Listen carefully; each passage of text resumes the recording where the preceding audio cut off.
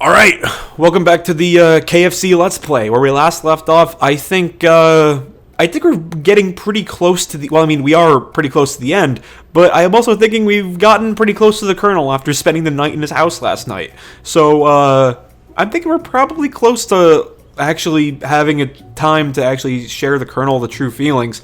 And I think he tried flirting with me in his house, but at this point I don't know. So what's happening now is I had an issue with Van and Ashley, and then I clenched my hand and I got in pain, and now Colonel Sanders is trying to make the situation better.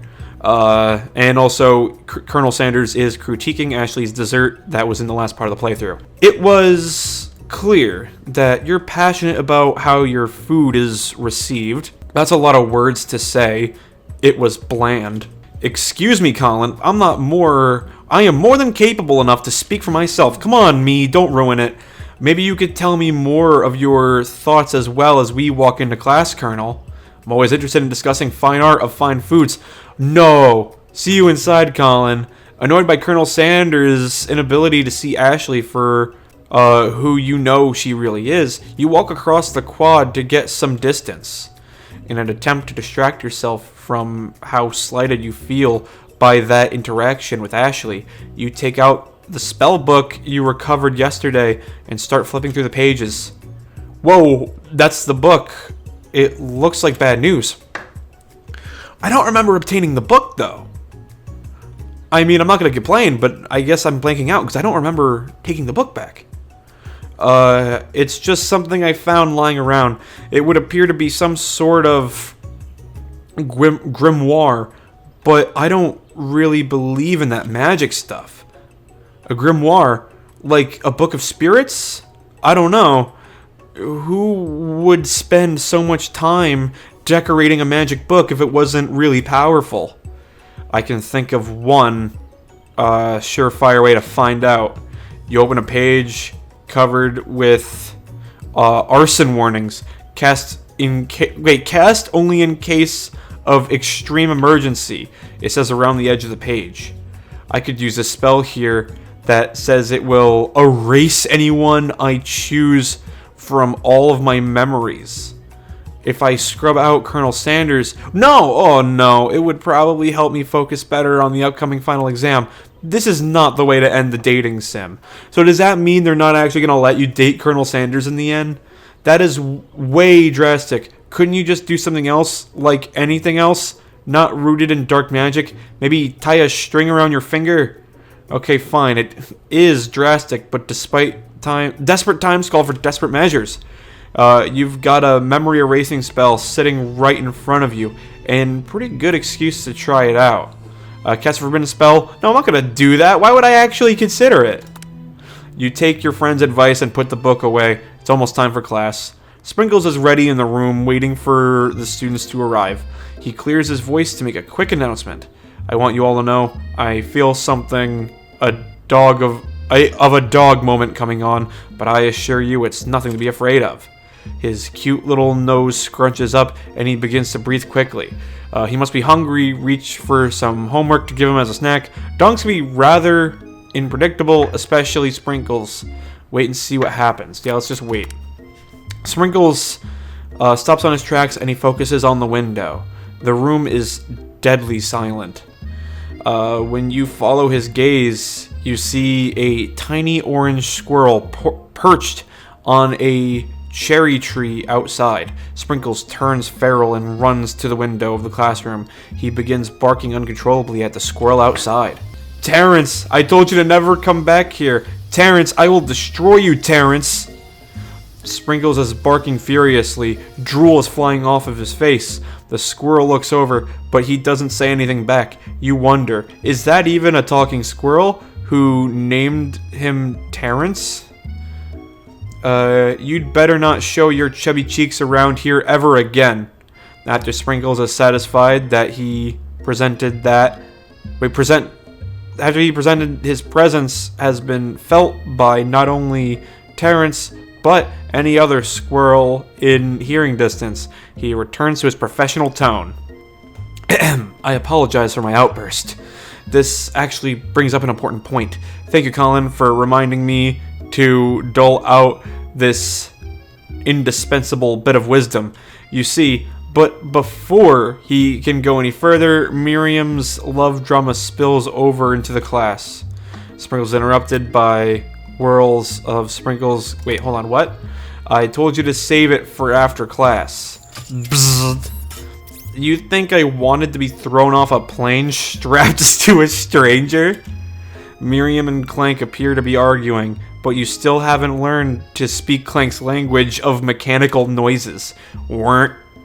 But no, you had to show off to your cool kid friends Jeff and Joan. J&J forever.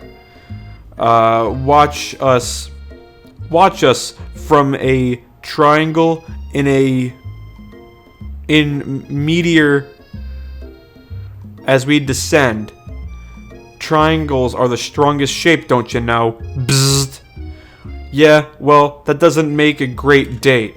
Bzzzt. Then take Jeff and Joan with you.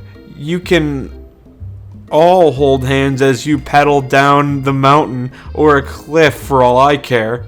Sad beep. Clank begins to shudder. Steam pours out from the gaps of his pedals, and then a loud ding stops him in his tracks. Oh, is he dead now? Bzzzt. No amount of seasoning is going to make me want to eat that, Clank. What? Clank burps out a completely deep-fried sneaker, considering that he himself has wheels, not feet. That's entirely clear. That's not entirely clear where that came from. Dude, Clank killed a guy. In terms of deep-fried footwear, I guess it looks okay. Clank slowly rolls out of the room to be alone with his shoe. Everyone tries to pretend like they didn't see that entire thing go down. Nothing like a loud public breakup to cast a pall over the final day of school. Well, that was uncomfortable, but we mustn't be distracted from what lies ahead. The final competition showdown challenge exam, trademark. I like how it's trademarked. Whew. I'm still working on the title, but I think you get it. Test time approaches. See you all in the arena. But before you can think about your upcoming competition, there's a very beautiful soul nearby in need of a pep talk. Hey Miriam, are you okay? Okay, I'm mad. I could smash a tiny bug, spilling several droplets of hot cocoa all over the floor. How could he embarrass me in class like that, in front of everyone? Her tiny cocoa is a delicious treasure. So you know that this breakup is no joke, even if the source of her frustration is such a silly boy. I know that you know this, but I'm going to say out loud, you don't need anyone. Me and you are going to cruise through the final test and hit the carpool lane to Success City. Miriam brightens up imagining the wind rushing through her short bangs, but she hesitates to embrace the feeling all the way.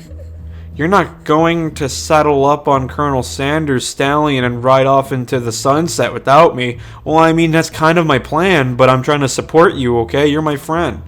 Of course not. Well, maybe, sorta, but I'm sure there's a pony out there with your name on it, and a ranch big enough for both of us and whoever else we want to bring along. Okay, I mean, at least I made it sound better. If it's not Pop or Clank or anyone else you meet today, tomorrow, or this whole year, so what? You're a special person who shouldn't settle for the first someone to show you a little interest anyhow. Miriam gives you a big hug and wipes the tears off from her cheeks. I should really review my menu for today. I'm going to make a very special soup. And I bet that Professor Dog is going to love it up. While you were prep talking, Miriam, you completely missed lunch. But that's okay, because you had a better idea of how to spend your time before your exam. You've decided to head off to the arena early to practice a dish. This is it. The location of your final challenge. A test of will. A test of courage. A test of talent. And a chance to beat the pants off of Van, the supposed Man, and his eviler counterpart, Ashley. As planned, you begin to run through a quick test of a recipe you've been working on. Colin's famous chicken pot pie. I have a chicken pot pie? After practicing for months, making this dish comes second nature to you, and you're able to quickly get a fresh pot pie in the oven. But as soon as you do, before I continue on, though, and I'm not ending the episode here, when I was showing the Colonel my coleslaw, did I just pull up like coleslaw, be like, yes, this is my recipe, but really the chicken pot pie was my special thing I was working on? Oh, well, speak of the devil. You cream season is interrupted by Colonel Sanders. Colin, what are you doing here? There's still time before the final exam. Oh, just taking it all in. I'm big into visualizing success. I'm looking at my station and picturing victory. The pot pie has begun to bake, and the smell is slowly filling the space around you. Visualizing, huh? That's too bad. I was hoping you were here cooking something delicious. You'd usually happily share your food with anyone who's hungry, but the last time you let Colonel Sanders get in your head, it cost you a cook-off. You decide it's time to put your cooking above your romantic desires, but that decision gets hard to stick to when the oven timer goes off behind you. Ignore it. No, fess up. That's what you gotta do. You gotta own it. Okay, you got me. I'm doing a bit more than visualizing. I'm fantasizing. I know. My nose can smell a pot pie from 400 yards. That's an oddly specific distance, but you'd expect nothing less from such an oddly specific man. You knew it was a pot pie just from the smell? Not just a pot pie, but a chicken pot pie with an all-butter crust. And my nose is telling me something else. Oh no, is it burning? Haha, no. I can smell that it was made with a heaping helping of TLC? But it probably started burning any second if you didn't pull it out. The moment of truth. Wow. That's the best pot pie I've ever tasted. I've always loved country cooking, and I could eat this all day. There's no time left. The final showdown is about to begin. Sprinkles lays down the ground rules. There are no rules, that is, except to cook with everything you've got. You step up for the cook of a lifetime. You decide that mac and cheese plus the pot pie you've been practicing are just the dishes that you'll push over the edge to victory. Meanwhile, both Van and Ashley are preparing wildly elaborate dishes per their usual over-the-top selves. After this, is the next episode going to be the finale? Because I'm thinking this is where it all ends. So, in case if I'm right, until then, I'll just have to see you guys in the next part of Let's Play, where it's gonna be probably the finale.